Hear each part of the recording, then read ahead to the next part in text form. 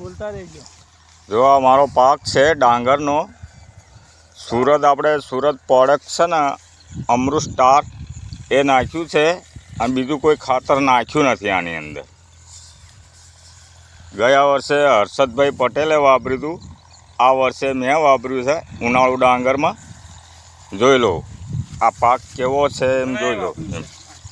આ વર્ષે તો ઘણાએ અમારા ગામમાં વાપર્યું છે, પણ મેં તો ખાલી ખાતર નથી નાખ્યું, એ જ નાખ્યું છે એમ. જોઈ લો પાક કેવો છે.